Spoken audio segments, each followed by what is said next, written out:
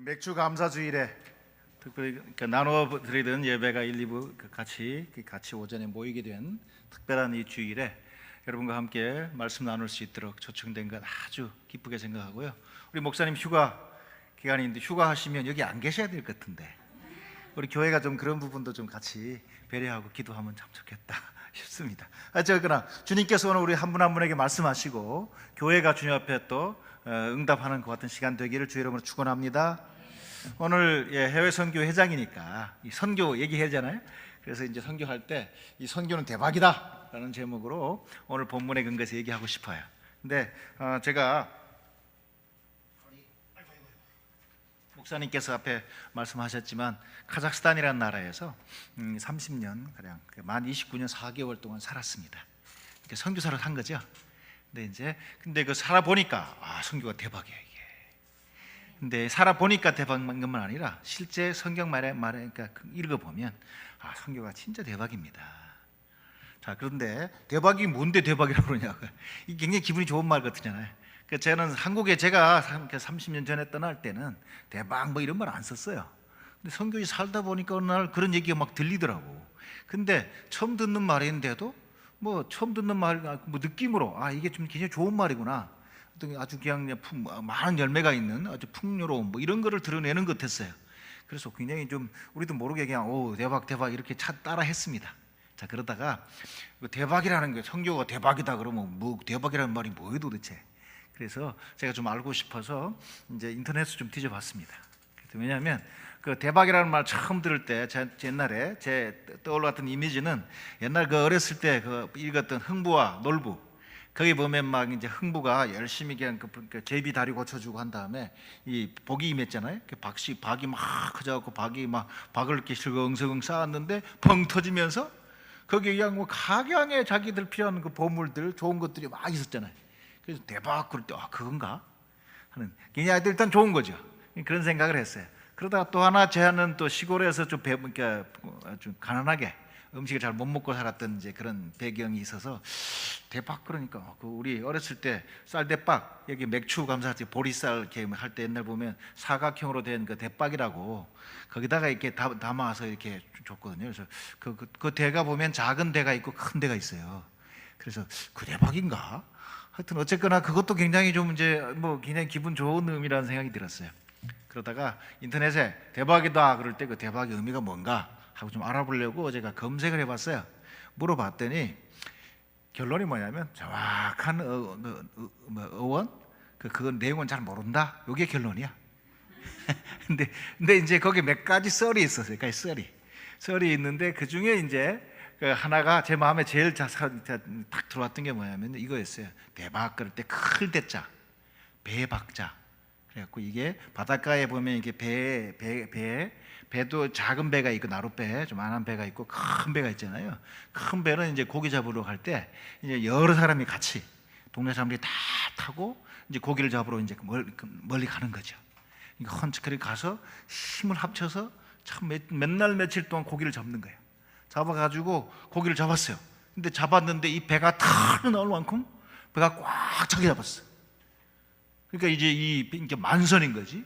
이제 그렇게 됐을 때 이제 거기 만선의 기쁨을 완전히 배 가득 차는 이렇게 이 열매를 거기다 이렇게 고기를 잔뜩 싣고 이제 돌아오는 거죠. 올 때 뭐냐면 우리가 돌아가면 얼마나 가족이 기쁘겠나 생각할 때 가족들이 멀리서도 뭐냐면 또 가족은 이게 아빠를 보내놓고 동생을 보내고 아들을 보내놓고 다들 노심초야 이 지금 풍랑을 안 만나야 되는데 어려움이 없어야 되는데 고기를 많이 잡아야 되는데 이런 생각 속에서 염려 반 기대 반 또 기다리잖아요. 이런 상황 속에서 다들 그걸 보면서 이제 머리서 이제 아빠 언제 오나 우리 아들 언제 오나 막 기다리고 있는데 배가 보이는 거예요. 근데 배가 배다 그런데 보니까 배 위에 그냥 펄럭거리는 깃발을 쫙 달고 있어. 그게 뭐냐면 완전히 그냥 배가 가득하게끔 열매를 그러니까 그 고기를 잡았다라고 하는 만선의 깃발을 딱 달고 이제 배가 이렇게 항구를 향해 올 때, 자 그때 뭐냐면 대박이요라고 했다는 거예요. 근데 내가 볼 때 이게 제일 멋있는 것 같아. 그래서 제가 오늘 이걸 설명드리는 거예요. 그러면서 이제 그러면 이렇게 애썼죠. 힘쓰지. 그러니까 염려하는 것도 있고 걱정도 있고 근심도 있어. 그리고 또 혹시 뭐 그냥 뭐 어떻게 돼서 사고는 안 당하려나 뭐 그런 것도 있겠지만, 또 이제 사실은 그런 우리의 삶 속에 보면 그 뒤에 이렇게 가득 찬 배를 가득 차게끔 이제 고기를 잡고 돌아오는 이런 어떤 추수의 맥주, 또 이제 만선 이 추수의 기쁨, 감격. 그렇게 되면 또 이게 뭐냐면 오면 나눠줄 게 있는 거죠.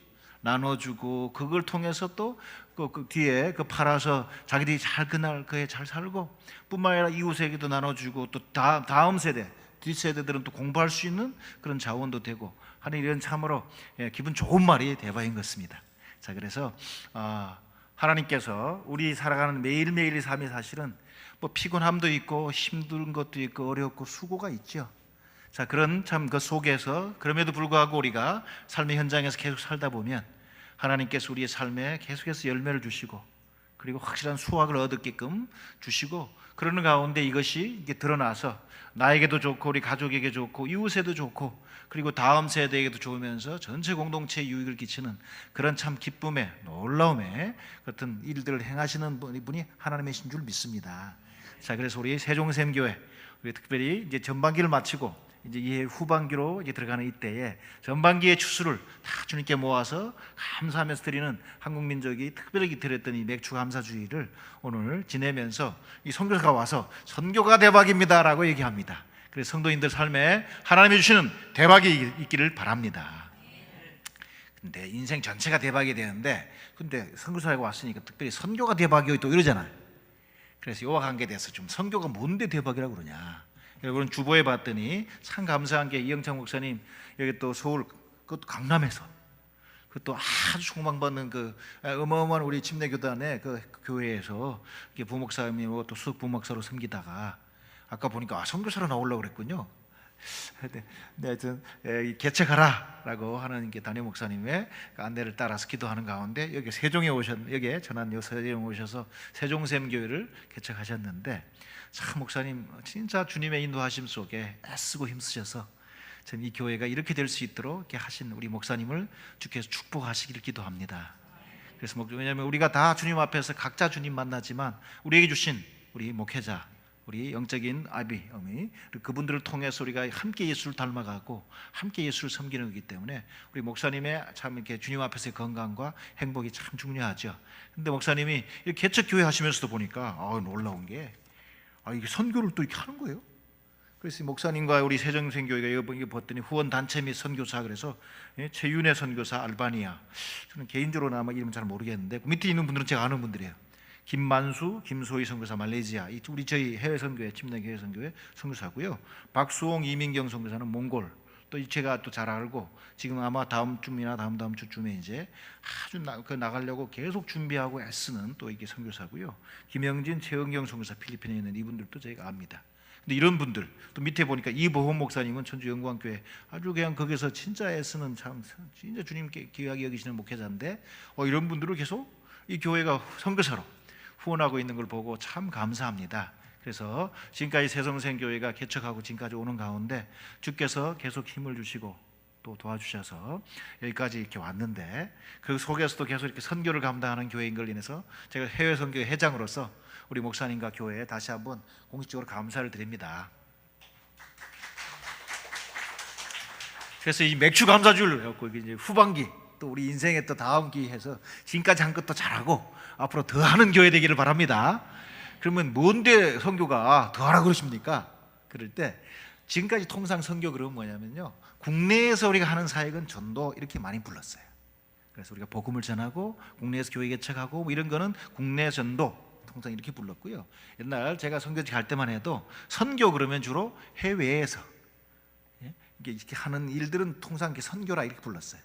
근데 이제 그러니까 지역과 관계돼서 전도, 선교 이렇게 불렀죠 원래. 근데 시간이 좀 근데 그때 당시면 이해는 또 뭐냐면 선교 그러면 해외 나가서 하는 건데, 특별히 해외 간다 그 말은 거기에 예수 믿는 사람이 없으니까 가서 예수 믿도록 전도하고, 그 다음에 그들에게 성경 공부하면서 잘 키워서 양육하고, 그 다음에 그들이 또 소그룹으로 여기 우리 목장으로 모이고 뭐 셀로 모이고 이렇게 작은 교회로 모이게끔 하는 이런 교회 개척들 같이 하고, 그 교회가 개척되면 서서히 시간이 지나면서 하나님의 교회가 공동체를 이루는 가운데 그 지역사회에 필요한 각양의 구제도 하고 섬김을 하는 가운데 교육도 하고, 그러면 하나님 나라가 임하기만은 이 다양한 이 사역들을 선교다, 옛날 이렇게 얘기한 거예요.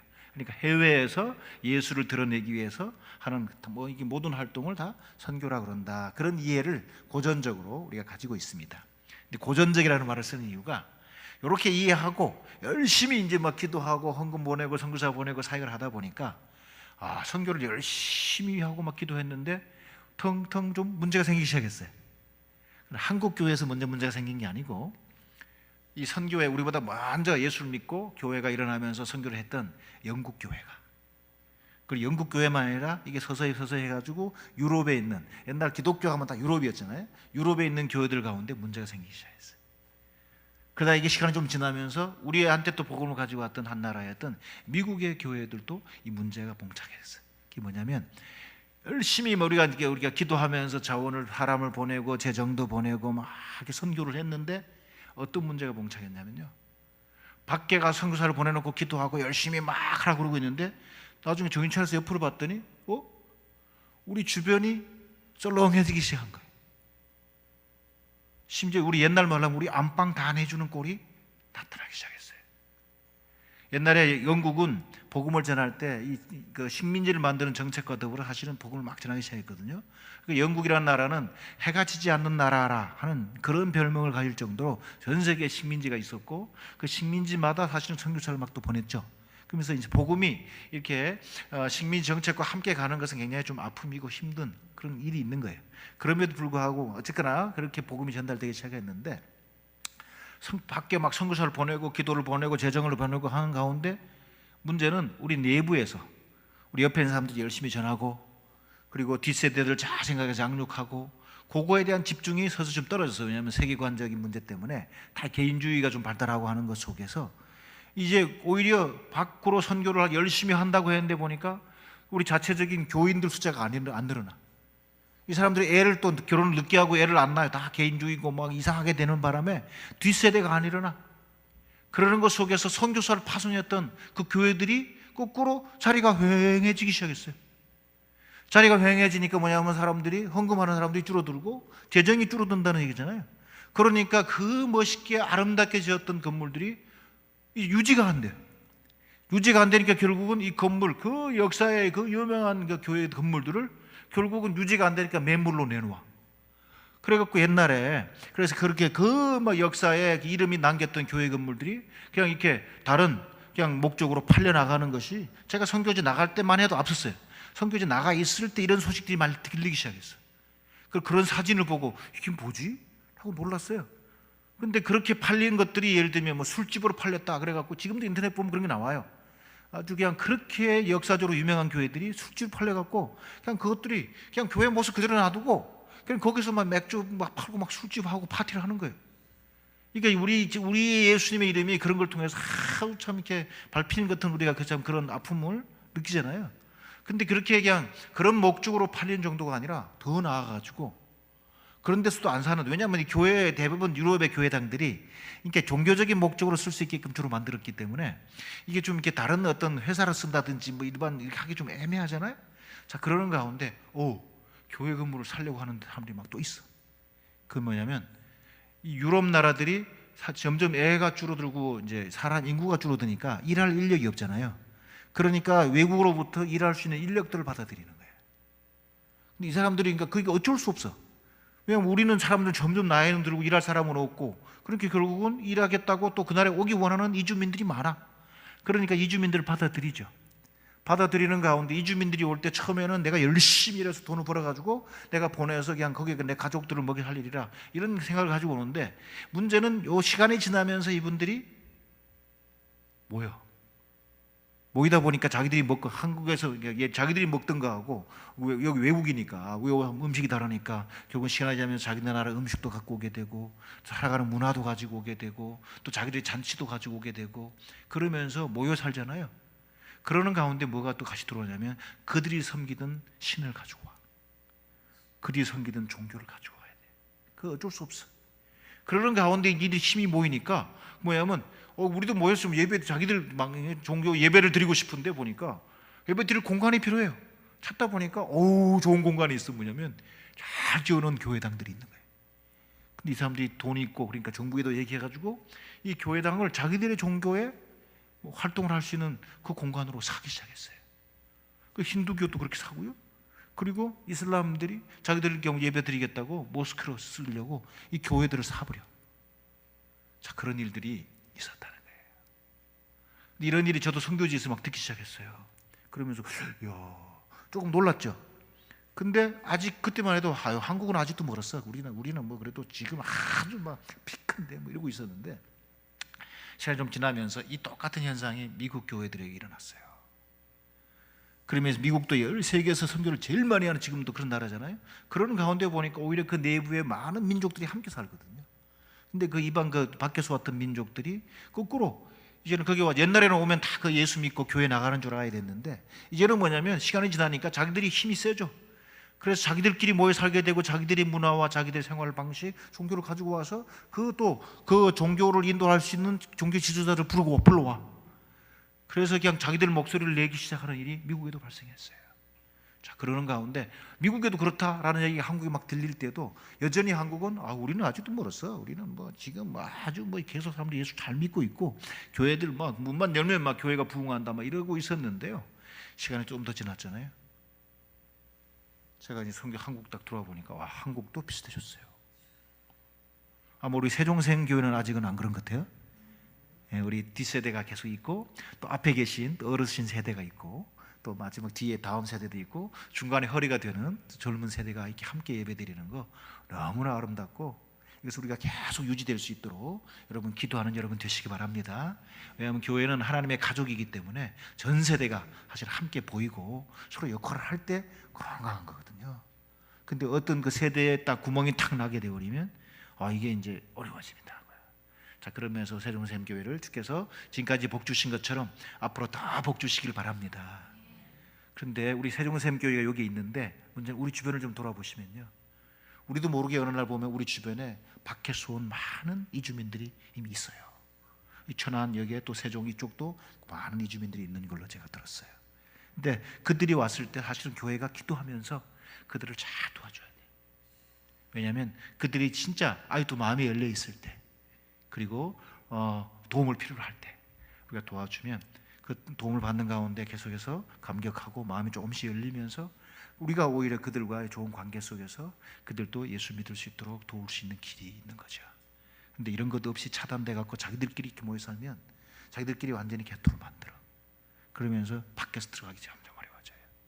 그리고 왜냐하면 대한민국 안에 있지만 별도의 섬, 별도의 공화국처럼 돼버려요. 그리고 심지어 이슬람들은 이게 숫자가 어느 정도 모이면요, 각 나라에 들어가지만 그 나라의 헌법을 안 따르고 자기들의 법을 따르겠다라고 하는 그런 게 또 있어요. 이게 영국이라든지 유럽은 그것까지 허용을 해요. 그러니까 같은 나라에 있지만 이 이슬람 공동체들은 자기들 자체의 샤리아법을 따라서 처벌하고 징계하고 하는 것을 하겠다 할 때 너무 숫자가 세지고 힘이 세지니까 그 국가 안에 국가야 그걸 허용하는 일들이 이미 있어요. 그래서 지금 우리 한국은 아직 거기까지는 안 갔지만 그럴 수 있는 가능성이 있어요. 그러니까 우리 세종샘교회가 이제 올 2021년 후반기를 시작하면서 우리가 개인적으로 하나님 앞에 서 있지만 가족이 전체 공동체가 주님 앞에 서고 그리고 주변에 건강한 영향을 미치는 교회가 되도록 함께 기도하십시다. 자, 이런 것 속에서 바로 뭐냐면 선교가 뭐냐라고 하는 이런 거꾸로 이제 질문이 생기기 시작한 거예요. 우리가 열심히 선교한다고 했는데 이게 뭔가 잘못한 건가? 어디에 문제가 있었지? 라고 하는 이해 속에서 이제 성경을 다시 성경학자들이 그 다음 주에 허준 교수님이 오시는데 이와 같은 신학자들 또 목회자들 그리고 성경을 참 연구하는 또 이게 성도들이 함께 모여서 성경을 펴놓고 기도하는 가운데 하나님께서 선교하라 말씀하셔서 우리가 순종해 선교했는데 도대체 왜 이와 같은 문제가 발생했습니까? 왜 밖으로 선교사들 내보내갖고 우리 기도도 보내고 자원을 보내고 참 열정을 쏟아부었는데 어떻게 우리 내부가 안방이 다 내주는 결과가 나왔습니까? 어디에서 우리가 놓쳤습니까? 라고 묻는 가운데 주님께서 알려주신 것이 이전에 틀렸다 그건 아닌데 부분적인 이해를 했다는 걸 알게 하셨어요. 어떤 거냐?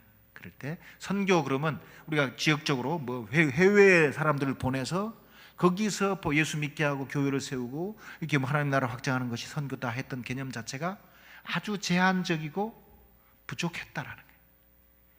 그래서 이제 20세기 말에 이제 복음주의적인 오늘날 교회들이 합의하는 선교의 정의는 뭐냐면 지역에 대한 의미는 좀 덜 중요하게 됐어요. 국내냐 해외냐 요거는 빼 일단. 그러면 더 근본적인 게 뭐냐면 보냄을 받은 사람으로 사는 것. 그것이 선교다라고 하는 근본적인 이해에 오게 된 거예요.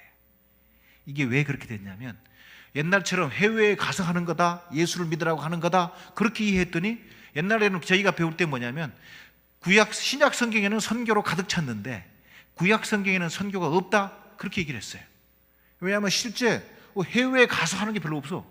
다 보면 니들이 와라 우리 이쪽으로 불러들이는 거거든. 구약 성경에 유일하게 이제 밖에 나가서 뭐 너희들이 잘못했다 회개하라라고 외치는 게 어디예요? 요나야. 그래서 구약 성경에는 그렇게 밖으로 나가는 거는 요나밖에 없었어. 그런 면에서 구약 성경에는 선교가 없다 심지어 그렇게 얘기하면서 바라봤는데 진짜 그런가? 라고 보는 가운데 어디에서 시작했냐면 선교라고, 우리는 선교 그러면 한국말이 아니고 사실은 한자잖아요. 선전할 선자에 교자. 그래서 교를 선전하는 건데 이것도 뭐냐면 어떤 우리가 뭘 하는 활동, 행위가 드러나잖아요. 근데 이제 영어로 말하면 이게 미션이에요.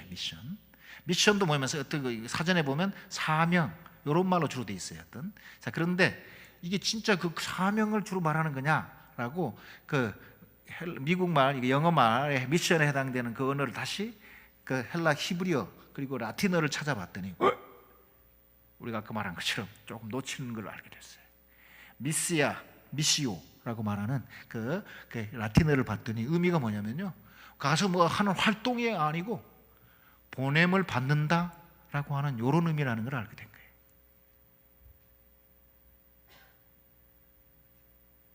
그것도 뭐냐면 어떤 권위를 가진, 예를 들면 우리로 말하면 이게 대사, 한 나라의 대통령이 그 나라의 대통령의 정권, 국가의 권위를 가지고 다른 나라에 누굴 보내서 거기서 우리 국가의 어떤 일과 관계된 것을 대변할 수, 일할 수 있도록 보낸 사람을 우리는 뭐라고 그래요?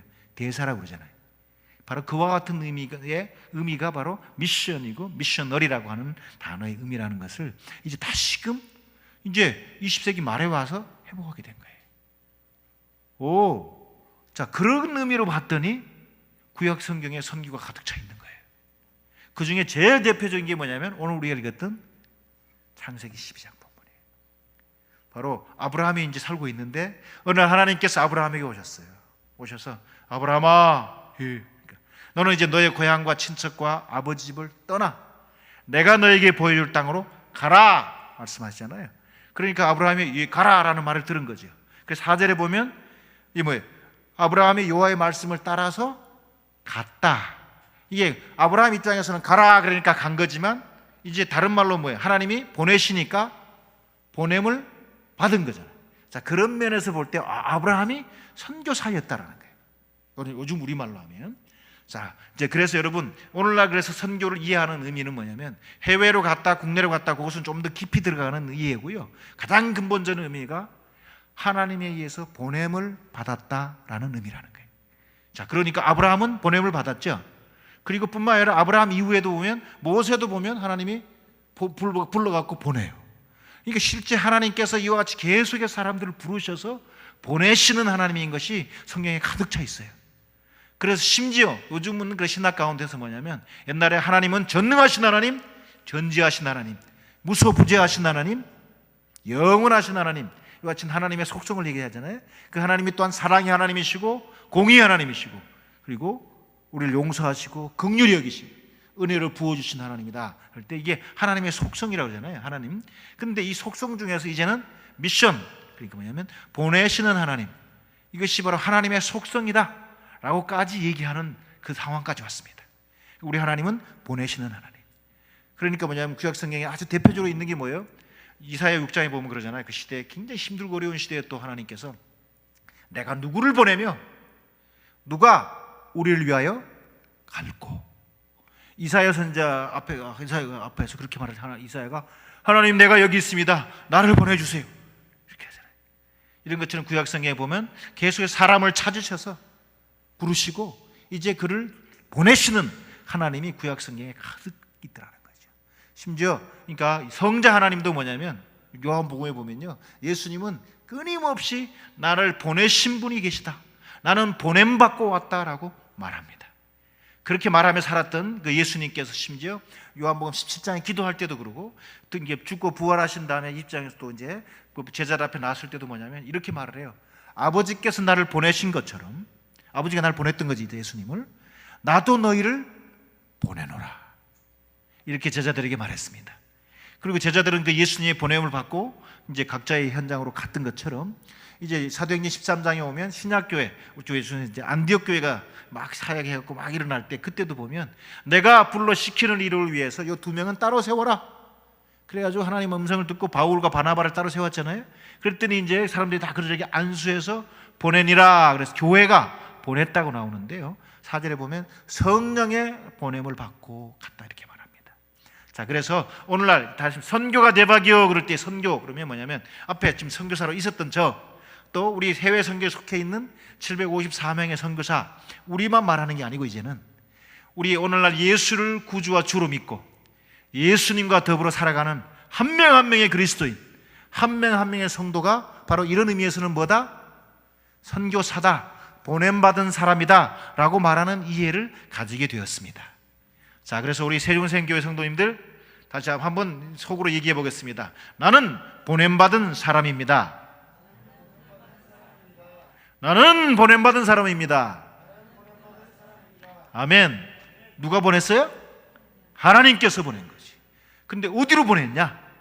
그럴 때 뭐냐면, 아직 여러분은 저희처럼 해외로 보낸 건 아니에요. 아직은 여러분은 지금 여러분이 살고 있는 그 가정, 또 일하시는 분은 그 직장, 그리고 공부하는 분들은 그 공부하는 학교, 그 외에 우리가 살아가는 삶의 다양한 현장을 살아갈 때, 우리가 예전에는 생각 없이 그냥 나는 뭐 그냥 내가 오고 싶어 온 거고 하고 싶어 하는 거야 그랬는데, 이제 이런 우리가 하나님 말씀을 가지고 산다면 뭐냐면, 내가 오고 싶어 온 게 아니에요. 지금 내가 믿는 그 하나님, 나와 함께 하시며 나를 보시고 나를 지켜준 하나님께서 내가 오늘 너를 여기 보냈다라고 하나님이 있어야 될 그 자리에 하나님의 얼굴이 되도록, 하나님의 손이 되도록, 하나님의 발이 되도록 여러분은 보냄받고 거기 있는 줄 믿으시기 바랍니다.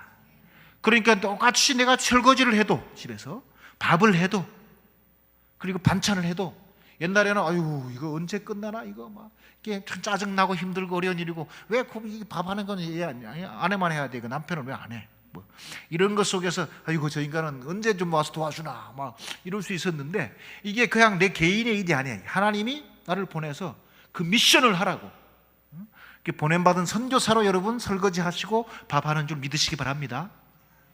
학교에서 공부할 때도 공부 언제 끝나 이거, 그게 아니고 그 시즌에, 이 시점에는 하나님이 하나님의 사람으로서 내가 열심히 공부할 수 있도록 공부의 실력을 늘려서 하나님이 원하시는 그런 일을 잘 할 수 있는 사람으로 준비되거나 한 과정으로 하나님께서 나를 지금 이 시즌은 학교로 보냈구나 라고 우리가 그렇게 믿고 그런 생각을 가지고 살아야 된다는 거죠. 자, 그리고 직장 일할 때도 아이고 목구멍이 퍼덕치기 나고 내가 그냥 어쩔 수 없이 하긴 한다만, 아이고 그냥 대박 하나만 나면 그냥 내가 그냥 바로 그냥 다른 거 할 텐데, 뭐 그런 태도가 아니라, 하나님께서 지금 나를 이곳에서 보내셔서 오늘 내가 여기서 사물을 보고 사인을 하고 또 오는 손님들 대접하고 하는 이 모든 게 사실은 하나님을 대신해서 하나님의 형상을 가진 사람으로서 내가 이 선교 사업을 수행하는 거다라고 믿는 여러분 되시기 바랍니다. 자, 그러니까 그러면 나는 아까 보냄받은 사람이요 했는데, 이제 그걸 좀 더 정확한 용어로 말하면 나는 선교사입니다 라고 말할 수 있겠죠. 자, 한번 해보십시다. 우리 하늘 향해서 소리 크게, 나는 선교사입니다. 시작. 나는 선교사입니다. 우리 옆 사람한테 한번 얘기해 볼까요? 내가 선교사인 거 아세요?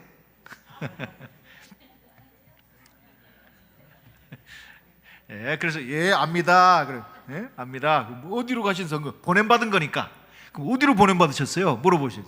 그러면 이제 나는 가정으로 보냄받았습니다. 나는 학교로 보냄받았습니다. 나는 회사로 보냄받았습니다. 나는 시장터로 보냄받았습니다. 나는 또 뭐 이렇게 각양 장소가 나오겠죠. 자, 그래서 오늘 세종샘 성도님들, 이제 여러분은 선교사인 줄 믿으시기 바랍니다. 자, 우리가 이 땅에서 이렇게 선교사로 살아가는 가운데 주께서 오늘날 말씀하실 때, 그때 짧은 기간 동안 보고 다른 나라에도 가고 다른 문화권에도 가고 그러다가 또 긴 시간 가 살아라 아예 이렇게 보낼 수도 있다는 거예요. 자, 이런 하나님. 자, 그러면 이렇게 이제 우리가 보냄받고 선교사로 사는 이 삶이 대박이요. 그런데 뭐가 대박이요? 뭐가? 우리가 읽었던 본문에 근거하면 놀라운 일이 있어요. 약속이 있어요. 아브라함을 부르실 때 하나님이 네가 이렇게 가면 하고 그냥 가라 그런 게 아니고요. 가라 그러면서 2절에 보면 놀라운 축복을 약속하셨어요. 이게 사실은 아브라함에게만 약속하신 게 아니고 아브라함의 길을 가는 그의 믿음의 모든 후손들한테도 동일하게 약속하신 줄 믿습니다. 근데 그 약속이 뭐냐? 2절을 봤더니 너무 놀라운 거예요. 이게 너무 놀라워서 우리가 믿겨지지 않을 정도예요. 보면 이렇게 말합니다. 내가 너로 큰 민족을 이루고 너에게 복을 주어 네 이름을 장대하게 하리니 너는 복이 될지라. 야, 근데 이 말씀을 들었을 때, 이 말을 듣고 떠날 때 아브라함의 나이가 4절에 보면 75살이에요. 우리 아까 기도하시던 장로님 연세가 어떻게 되시나? 네? 77. 아브라함하고 이제 아브라함이 지금 따랐을 때 우리 아브라함의 나이보다 우리 장로님께서 2살 되는 게 더 이제 연상이신데 아브라함의 길이 우리 장로님의 길이 있기를 바랍니다. 근데 지금 뭐냐면 아브라함은 근데 장로님 아브라함은 여기 나중에 보면 아들이 없었어. 딸도 없었고 자녀가 없었어요. 근데 우리 한국 민족은 옛날에 내가 이 땅에 난 의미 그리고 이 땅에서 내 이름과 나에게 준 모든 복이 남는 것은 아들을 통해 전달된다고 믿었어요. 그렇잖아요. 그러니까 옛날에 칠거지악이라고 그래서 한 여인이 아주 그냥 하는 7가지 악이라는 게 있었어. 그 중에 하나가 뭐냐면 아들을 못 낳는 죄였어. 그러니까 여자가 나서 시집을 갔는데 남자를 못 낳아준다. 그건 아주 악하다고 여자가. 그래가지고 옛날에 우리가 그렇게 대접받을 때가 있었잖아. 그 뭐냐면 이 아들을 낳는 것이 그렇게 중요했다는 거지. 근데 제가 선교사를 갔잖아요. 가장민족에 갔더니 거기도 똑같더라고. 지금도 그래요, 거기는. 그래서 심지어 사람 이름을 정할 때 패밀리 네임, 성이 있고 자기 이름이 있고 세 번째는 자기 아버지 이름을 반드시 다르게 돼 있어. 그러니까 뭐 아들의 이름에는 누구 아들 뒤에 제 세 번째 이름이 그거야. 그러니까 이와 같이 그냥 계속해서 이렇게 이 세대가 전달되는 게 중요한 거잖아요. 근데 똑같이 아브라함이 낳았던 그 민족도 똑같았어요. 그 시절도 그랬고. 그러니까 이 아브라함이 75살인데도 아직도 자녀가 없고 특별히 아들이 없다. 이건 뭐냐면 너는 인간의 길을 거부했다는 거예요.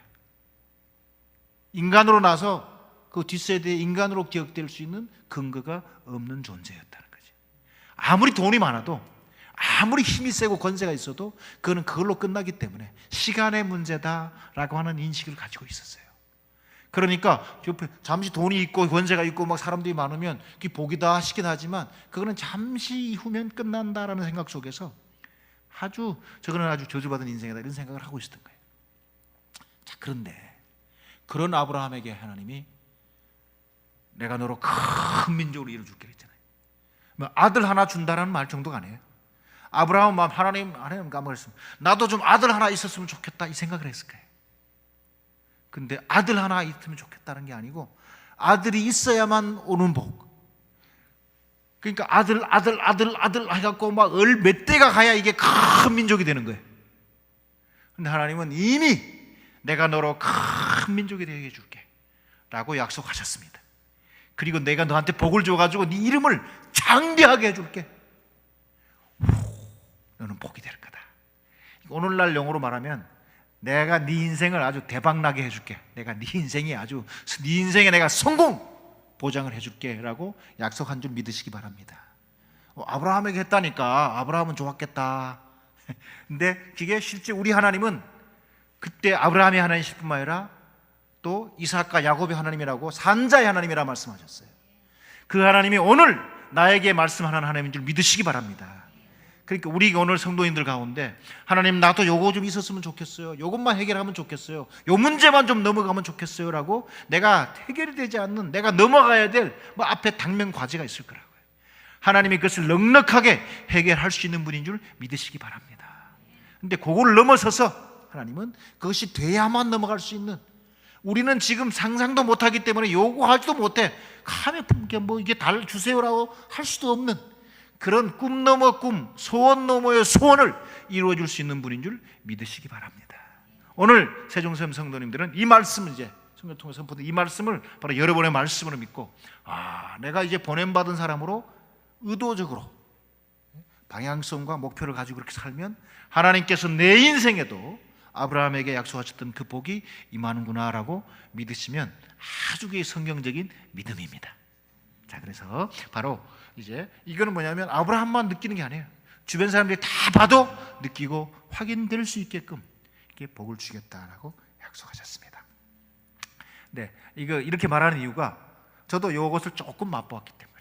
조금 어떻게 맛보았냐면 제가 그 30년 전에 91년도에 제가 선교지를 갔는데 우리 목사님 와 보셨지만 갈 때 제가 섬겼던 카자흐 민족은 예수 믿는 사람이 없다 그랬어요.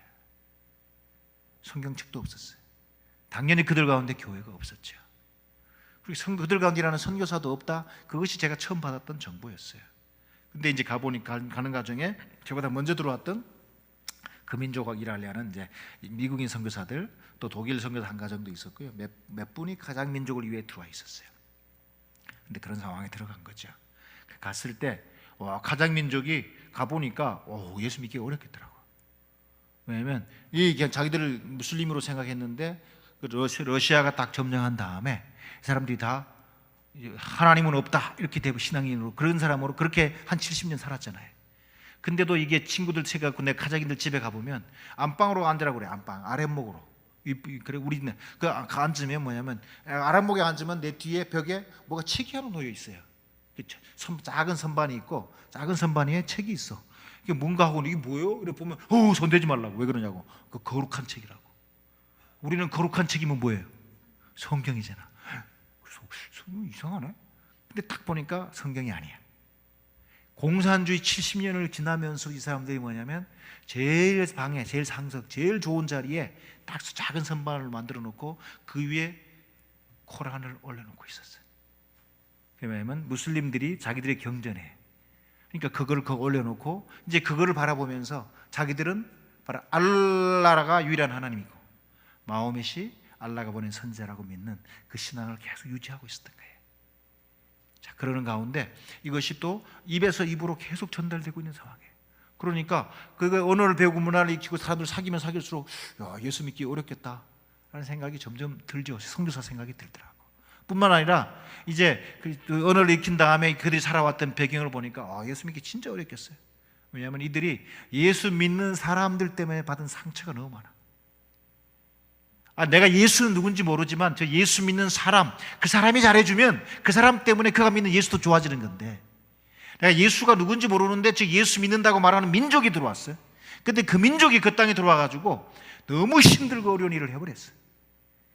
그러니까 이 민족은 한꺼번에 우리가 저들하고 같이 앉기 위해서 우리는 집단으로 다 무슬림 하자라고 집단 개종을 해버린 민족이에요. 그러니까 딱 그거를 알게 되니까 예수 믿기 진짜 어렵겠구나 하는 생각이 들더라고요. 근데 놀라운 게 하여튼 하나님은 각 지역에서 예수를 아는 사람을 일으키기 원하세요. 모든 민족 가운데 언어권 가운데서 예수 믿는 사람이 일어나는 걸 하나님은 원하십니다. 그러니까 이게 하나님 약속 말씀이니까 결국 이 선교사도 가서 언어 배우는 가운데 그런 일이 일어나기를 계속 기도하고 기다리고 또 밥 먹고 사람들 섬기고 막 그랬잖아요. 때가 되는 때 하나님이 그런 일을 행하셨어요. 행하는 과정에 바로 아까 말한 것처럼 그들 눈에 보기에도 특별한 존재가 되게끔 선교사들을 만드시더라고요. 왜냐하면 그래야만 그들이 들으니까, 그래야만 마음을 여니까. 그래서 제가 예를 들면 제가 처음에 그 땅에 가갖고 인정받은 게 뭐냐면 태권도 사범으로 저를 인정했어. 한국에서는 저를 아무 태권도 사범이라 안 그래. 나도 태권도 사범을 하리라는 생각을 안 했어요. 그런데 제가 하나님이 가라 말씀하시는 곳에 예 하고 갔잖아요. 보냄받아 선교사를 갔는데 언어 배우고 친구가 새기고 하는 가운데 사람들이 뭐 계속 묻는 게 뭐냐면 젊은이들이 태권도 할 줄 아세요? 그러더라고. 할 줄 알지. 그랬더니 좀 보여주세요. 근데 보여주기는 좀 민망스러워.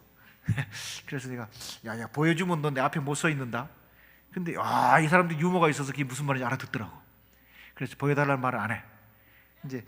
그런데 이제 시간이 좀 지나면서 계속 보여달라고 그러고 가르쳐달라고 그래서 한 2년 지난다면은 가르쳐야 되겠구나 결심을 했어요. 그러니까 제가 한국에서 한국인이면 누구나 하는 정도의 실력을 가지고 있었어요. 그래도 검은띠야. 그런데 이 사람들이 그 검은띠세요? 이걸 물어. 검은띠지. 그러면 우리 마스터로 우리 사범 해달라고. 그래서 제가 또 거기서 2년 동안 사범을 했어요. 그런 가운데 일부러 막 온 동네방네 태권도 사범이 왔다는 걸 소문내려고 다 줄 서가지고 동네 뛰어다니면서 태권 하면서 막 뛰어다니는 거예요. 왜냐하면 소문을 내야 돼. 그래야 이 험악한 세상에 살아남을 것 같아서. 하여튼 그래서 야, 한국에서 온 오리지널 태권도 사범이 왔다, 이거를 막 계속 소문내면서 살았어요. 감사하게도 하나님이 저희와 함께 하시면 도와주셨어요. 그래서 2년 동안 열심히 했더니 막 사람들이 막 숫자가 늘어나요.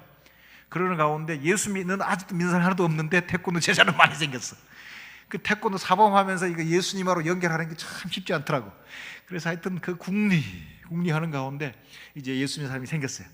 하나 생기고 둘 생기고 셋 생기고, 이제 그러면서 때가 됐구나 해갖고, 야, 이제 계속하면 내가 제자들한테 겨루기 하다가 맞겠더라고. 그래서 이제 진짜 사범 좀 오세요 이렇게 기도하고 기도 편지를 냈는데, 아주 우리 신학을 또 공부하던 우리 한 분이 이제 이렇게 왔어요. 그래서 그분이 실제 거기에서 태권도 사범으로 일을 했는데, 거기서 어마어마했어요. 한국에서 태권도 5단 6단이면 그 정도까지 뭐 많잖아. 근데 거기 왔더니 이분이 대통령 경호실 지도 사범. 그것도 한국도 모르겠는지 모르겠는데 그게 경제부 그 재정 감사팀이 어마어마하거든. 근데 거기는 뭐 경찰들도 같이 있어요. 그러니까 그 재정부 경찰 경호팀 사범, 카자흐스탄 국가 대표팀 사범, 뭐 그런 거였어. 근데 그분은 물론 한국에서도 표창을 받았어 나중에. 그렇지만 이 뭘 얘기하냐면, 주님께서 우리를 보내신 때 아멘 하고 가면 주님께서 그분의 이름의 크기만큼, 그분이 우리에게 주시기 원하는 복만큼 우리를 거기서 잘 이렇게 사용하시면서 사람들 앞에 드러내신 줄 믿으시기 바랍니다. 그러니까 한국에서 뭐 나 같은 태권도 하는 사람은 놀렸어. 근데 거기에서 제가 초창기 너무 끝내줬어요. 그래서 신문에 한국에서 온 검은띠 사범 주민호가 이러면서 이런 게 막 나는 거야. 그래서 야, 제가 그거 보면서 웃죠. 근데 바로 뭐냐면 여기 말한 것처럼 우리를 그 땅에서 하나님을 드러낼 수 있는 존재를 쓰려니까 하나님 그렇게 하시는 거예요. 또 이제 예를 들면 제가 이제 거기서 한때 또 제가 아주 유명했던 게 언어 천재였어요. 선교사니까 언어를 해야죠. 언어 공부를 하는데 이제 그들도 잊어버렸던 그 언어를 내가 공부를 한 거예요. 그러면서 공부하다 보니까 내가 공부한 걸 모아서 이제 카자흐, 한국 카자흐 이렇게 좀 편집을 했어요. 그 선교사들하고 줬더니 선교사들이 도움을 많이 받았죠. 나중에는 그게 문교성에 의해서 출판이 됐어요. 카자흐, 한국 카자흐 사전이 된 거예요. 나중에 문교성에서 요청을 해봤어요. 카자흐, 한국어 회화집을 만들어 달라고. 좋지요. 그러니까 또 카자흐, 한국 카자흐 회화집을 만들어서 그 사람들이 주는 돈으로 그 땅에서 출판을 했어요. 오. 그리고 나서 이제 제가 또 언어를 계속 공부하는 가운데 이제 아예 언어학 박사과정 학생이 됐어요. 그랬더니 그래서 이제 여기 학자들 사이 들어가서 그 우리로 말하면 우랄 알타이어 중에서도 이제 알타이어에서 투르크예요 우리가. 그러니까 그 사람 투르크 그 계열에 제가 이제 학자로 일을 하기 시작했어요. 소논문을 쓰고 발표하고 막 이런 가운데 다들 놀라가지고 입 쫙 벌리고, 그러다가 나중에 뭐냐면 소문난 게 알타이어에 끊어진 다리가 있는데 그 다리를 연결해줄 언어 천재가 동방에서 왔다. 이게 신문에 저를 소개하는 문구였어요. 네? 와, 뭐 그래서 대박이 났었죠, 진짜. 자, 그런데 나중에 저를 통해서 예수 믿는 사람들이 있다는 게 알게 되고, 그들이 모여서 예배하는 카자흐 교회가 있다는 걸 알게 되고, 그게 신문에 나잖아요. 그랬더니 그때까지 뭐 동양에서는 언어 천재 이거는 한 방에 날아가고, 제가 이제 카자흐인들을 예수 믿게 하는 이 민족을 배반시키는 사람이라고는 신문 기사가 탁 덮어버리더라고요. 하여튼 그러면서 저는 이제 언어학 하던 걸 잠시 내려놨습니다. 그러나 하여튼 그 땅에서는 여전히 저를 언어학자로 아는 분들이 꽤 계세요. 그리고 이제 그리고 제가 그 한국인을 위한 카자흐라는 책도 썼죠. 지금도 제가 여러분 인터넷 검색해 보면 제가 쓴 책이 한국에서 팔립니다. 근데 아무도 한국에서는 제가 언어학자로 얘기 안 해요. 그렇지만 그분의 복음 때문에 또 우리가 보냄받은 자로 어디가 살아야 되기 때문에 그것을 위해서 하나님께서 이렇게 저의 신분을 또 이렇게 제가 할 여러 가지 역량들을 이렇게 만들어 주시는 것을 제가 경험했습니다. 자, 그래서 우리 세종샘교회 성도님들, 주님께서 우리와 함께 하시고 우리를 도우시면 우리는 상상할 수 없는 것 같은 복을 사람들한테 보여주는 존재가 되는 줄 믿으시기 바랍니다. 그러니까 내가 그걸 계획하고 생각해서 그렇게 되는 게 아니에요. 하나님이 여기 말한 것처럼 내가 너로 큰 민족을 이루고 네 이름을 창대하게 해줄게. 왜냐하면 그래야 그를 통해서 하나님이 드러나기 때문에 하나님이 우리를 그렇게 계속 들으셔서 쓰시는 줄 믿으세요. 자, 제가 그 일부를 경험한 거죠. 그런 가운데 이제 예수 믿는 사람이 생기는 가운데 실제 제가 그 땅에서 믿음의 조상이 됐어요.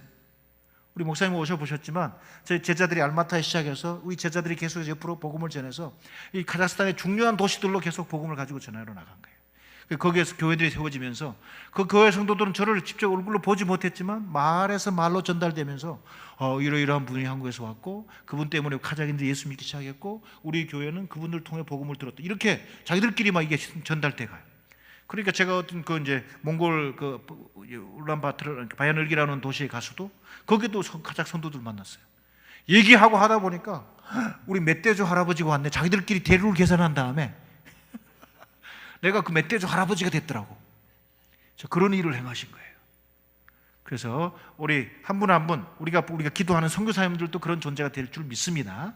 뿐만 아니라 우리도 여기서 그냥 매일매일 그냥 무의미하게 사는 게 아니라 나와 함께 하시고 나를 보내신 하나님이 오늘 내가 보냈기 때문에 내가 내 가정에 있고 직장에 있고 일터에 있다라는 이와 같은 의도성을 가지고 이와 같은 목표를 가지고 계속해서 이렇게 이동하는 이와 같은 삶을 산다면 하나님께서 여러분과 함께 하시며 그분의 크기에 맞는 어떤 복을 우리에게 주시는 줄 믿습니다. 자, 그래서 선교가 대박이요 한 이유가 그건데요. 네. 여기 보면 이렇게 복을 준다는 정도가 아니라 우리 인격 자체가 복이 되게끔 해주신다 말합니다. 2절 마지막에 보면 네가 복이 될 거라고. 이게 놀라운 말이에요. 우리가 뭐냐면 사람들한테 예수 믿으세요 말하면서도 우리가 아직 성숙해야 되는 이유가 말로는 내가 예수 믿기 너무 좋으니까 예수 믿으세요라고 말해. 그런데도 아직도 내 삶의 인격이 예수님을 충분히 드러내지 못하면 뭐냐면 시간이 지나면서 주변 사람들한테 오히려 이게 올무가 되는 거예요. 너는 말로는 예수 믿고 구원받고 영생 얻으라 그러는데 네가 하는 그 표정들, 네가 사람들을 대하는 태도를 볼 때 전혀 내가 영원한 삶이 뭔지를 내가 느낄 수가 없다. 빌려간 돈 안 갚고 그냥 뭐 청소할 때도 집 앞에 청소하면서 마당 자기 것만 딱 쓸고 그냥 한두 번만 더 하면 되는데 그냥 그렇게 그냥 하고 이런 걸 보면 사람들이 마음이 다치죠. 그래서 우리가 이웃을 향해서 마음을 열고 따뜻하게 대해주고 친절하게 대해주고 해야 되는 이유가 바로 그런 거잖아요. 자, 그런데 하나님이 이미 그걸 약속하신 거예요. 우리가 예수를 믿고 보냄받은 자로 살면 우리가 복이 되는 거예요. 그러니까 네 하는 말은 복이 있는데 네 인격 자체는 네 삶은 복이 안 된다. 이런 말을 듣는 게 아니라 야, 내가 너랑 같이 있다 보니까 나도 네가 믿는 그 하나님 믿고 싶다. 너랑 같이 살다 보니까 와, 나도 진짜 너랑 똑같아지고 싶다 하는 이런 고백을 받아낼 수 있는 존재가 되게끔 해주신다는 거예요. 우리 성도님들 한 분 한 분 그와 같은 축복이 임하기를 바랍니다. 실제 제가 기억이 나는 게 뭐냐면요, 제가 주씨 집안에서 제가 처음 예수를 믿었어요. 믿고 나서 이제 하여튼 뭐 저도 집에 바로 가면 매년 이제 이렇게 뭐 추석 때라든지 이게 명절 때 집에 가면 이게 차례 지내야 되고 제사 지내러 다녀야 되기 때문에 내가 그걸 이미 알아서 내가 2년 동안 안 갔어요 집에. 근데도 소문이 막 났어 친척들한테. 그리고 나중에 이제 하여튼 그래서 이제 좀 이제 신앙에 좀 연조가 쌓이고 이제 또 근육이 생긴 다음에 내가 어른들이 뭐라 그래도 내가 산에 가서 내가 성묘를 가도 내가 절 안 할 수 있다. 이런 어떤 나중에 나름대로 힘이 생겼을 때 내가 갔지. 그래 가갖고 같이 가서 그냥 이렇게 서 있었는데, 근데 그때 저희 집안에 한 여자가 시집을 왔는데 저희 오촌 숙모 당숙이 한 분 생겼어요. 근데 그분이 예수를 믿는 분이셨어요. 근데 지금도 기억이 나는 게 뭐냐면 그분이 예수 믿고 얼마 안 돼서 시집을 온 것 같아. 그러니까 이 뜨거운 또 막 예수 하는 이런 이제 기도도 많이 하는 그런 교회 출신이야. 그러니까 시집 오자마자 막 열심히 생겨갖고 막 기도하러 다니고 그냥 막 계속 뭐 철야기도 하러 다니고 막 그러는 거예요. 그러니까 저희 집안에 그 당시 소문이 뭐냐면 아이고 예수 믿는 예수쟁이가 하나 와가지고 집안 다 망했다 이런 거예요. 뭔 얘기냐 봤더니 저희 그 집에는 시어머니죠. 예수 믿는 며느리 하나 집에 왔는데 그냥 밥도 못 먹고 한다는 거야. 왜냐면 밥 해야 될 시간에 밥은 안 하고 그냥 교회 가서 기도한다 그러고 철학기도 한다 그러고 그러니까 이제 그 당시 예수 안 믿는 저희 집안 어른들이 보기에는 예수쟁이가 하나 왔는데 완전히 그냥 이게 그것 때문에 와는 바람에 남편도 밥 못 먹고 시어머니도 밥 못 먹고 자기는 뭐 신앙생활 한다는데 그런다는 거예요. 저는 그때 나도 막 예수 막 믿어갖고 지금 이제 겨우 내가 이제 챙기고 있는데 그러니까 이게 변명해 주기도 어렵더라고요. 근데 우리 세종샘교회 성도인들 이게 무슨 말인지 이해가 되세요? 응? 우리가 말로만 예수 믿는 게 아니고 우리 신앙이 충분히 익어가지고 주변 사람들한테 덕이 돼야 된다 이 말이지. 근데 하나님이 그런 복을 우리한테 주신다는 거예요. 그래서 여러분 존재가 복이 되는 것 같은 삶을 사시기 바랍니다. 우리가 이것은 한순간에 되는 건 아니에요. 그렇지만 시간을 지나면서 점점 성숙하면서 상대방을 배려하고 실제 그들을 참으로 잘 섬겨서 그리 마음이 열리고 귀가 열리게끔 하는 그런 축복을 우리가 누릴 수 있습니다. 그렇게 하시기 바랍니다. 자, 그래서 저도 이제 사실은 그런 면에서 보면 참 많이 바뀐 것 같아요. 나도. 지금 저 인상이 괜찮잖아요. 옛날에는 제가 한인상 했거든요. 근데 이제 예수 믿으면서 하나님이 지금도 계속 저를 예수님을 드러낼 수 있는 사람으로 계속해서 속을 바꾸시고 그것도 바꿔가는 거로 이렇게 믿어집니다. 자, 그런데 진짜 복이 뭐냐면요, 이렇게 보냄받은 자로 아까 말했죠. 제가 의도성을 가지고 매일매일 똑같은 자리에 있지만 하나님이 오늘 나를 보내셨구나, 내가 여기 하나님의 사자로 보낸 사람으로 내가 여기 있구나, 이 의도성을 가지고 거기서 살면 어떤 일이 생기냐면요, 하나님께 계속 묻게 되는 거예요. 이게 아브라함을 보낼 때 여기로 가라라고 알려준 게 아니에요. 보여줄 땅으로 가라 그랬어요. 근데 어디 아직 안 보여줬어. 그러니까 가면서 하나님 내가 어디로 가야 되는 거야 이거? 라고 계속 물어야 된다는 거예요. 그러다가 그렇게 걷다 보니까 하나님이 여기다 말씀하시니까 이제 아브라함이 거기구나 하고 거기다가 제단을 쌓고 하나님께 예배드리고 그리고 그 장막을 쳤잖아요. 뒤에 보면 그런 것처럼 우리가 보냄받은 자로 이렇게 매일매일 살게 되면 뭐냐면 우리를 보내신 그 하나님하고 가까워야 돼. 그래서 하나님, 내가 오늘 가정에 있지만 어제 있던 내 가정에 오늘 또 서 있지만 오늘 나를 통해서 하실 그 일 뭔지 알려주시고 드러내 주시면 내가 그 일을 할게요. 그러니까 매일 같은 일을 하더라도 매일매일 새로운 일이 되기를 바랍니다. 자, 그래서 이게 하나님께 계속 귀를 기울이고 물어야 된다는 거지. 그러는 것 속에 뭐냐면 우리가 계속해서 예수를 더 의지하게 되고 예수를 더 닮아가게 돼요. 왜냐하면 옛날 우리 한문말에 근주자적이여 근묵자 흙이라, 그래서 빨간 색깔하고 가까이 있으면 사람이 빨개지고 시커먼 색깔하고 같이 있으면 그 사람이 시커매진다, 이런 말 있잖아요. 그러니까 우리가 예수님하고 가까이 있으면서 예수님께 자주 물으면 우리 누굴 닮아요? 예수님을 닮게 된다는 거지. 그러니까 우리가 신앙생활 하는 가운데 앞에 말한 것처럼 주변 사람들이 보기에도 확실하게 복받는 그 삶을 살 뿐만 아니라 내 속에서 내 존재 자체가 복이 되는데 그 이유가 뭐냐면 끊임없이 우리가 예수님께 가서 예수님과 눈 맞추고 예수님께 듣고 그리고 예수님이 한 말을 우리가 입으로 반복해서 말하면서 선포하고 하는 삶을 살기 때문에 그렇다는 거예요. 자, 우리 세종샘 우리 성도님들, 이와 같은 삶을 사는 여러분 되시기 바랍니다. 그러다가 이제 어느 날 때가 되었을 때 우리 목사님과 함께 우리가 섬기는 몽골에도 가봅시다. 좀 우리 말레이시아 가서 성사를 돕고 옵시다. 그럴 때 여러분 아멘! 주님이 말씀하셨습니다라고 함께 짧은 시간 다녀오는 여러분 되시기 바랍니다. 그러는 가운데 주께서 어느 날, 야, 때가 이렇게 많이 지났고 내가 곧 이 땅에 와야 되는데도 불구하고 아직도 이 민족은 예수를 모르고 있고 이 민족은 아직도 내 복음을 못 들었으니까 네가 거기 가서 그들 속에 살면서 나를 보여주거라 라고 말하는 일이 있을 것입니다. 그럴 때 이제 이런 계속적인 순종 속에서 이제 그와 같은 완전한 순종을 할 수 있는 그 같은 때가 오기를 주 이름으로 축원합니다. 우리 침례교단 해외선교회는 보니까 754명의 선교사를 파송했습니다. 그 중에 오늘 우리 세종샘에서 후원하고 있는 박수홍 선교사 가정, 또 김만수 선교사 가정, 또 김영진 선교사 가정 다 포함되어 있습니다. 그런데 64개국에서 일합니다. 제가 저도 한 현장에 있다가 들어와 보니까 일이 많아요. 각 나라에서 별일이 다 그냥 보고가 들어와요. 그럴 때 저는 이제 그러니까 카자흐스탄에 카자흐 민족에게 보냄받았다가 다시 이제 한국에 들어와서 본부에서 전체 선교사들을 섬기고 그들을 파송한 교회들과 연결해서 민족들을 섬기는 그 센터에서 일을 하면서 계속 주님 앞에 서 있습니다. 저도 내 경험에 의지하는 게 아니라 오늘 우리 선교사를 보내시고 저를 보내신 하나님이 나에게 뭐라 말씀하시는지, 우리 선교사님들 관계돼서 뭔 일을 해결하고 말씀하시는지 그것을 듣고 그 일을 수행하기 위해 계속 서 있습니다. 우리 세종쌤, 우리 성도님들 주님으로부터 힘을 얻으시기 바랍니다. 그리고 주님께 가까이 나아가시기 바랍니다. 주님께 계속 묻는 가운데 주님이 보내신 그곳에서 주께서 드러나시는 그 같은 보냄받은 자, 선교의 삶을 사는 여러분 되시길 주 이름으로 축원합니다. 자, 그러면 주께서 말씀하신 그 어마어마한 복을 오늘이라는 날 부어주실 것이고 계속해서 우리가 예수를 더 닮아가도록 우리를 도와주실 것입니다. 기도하십시다.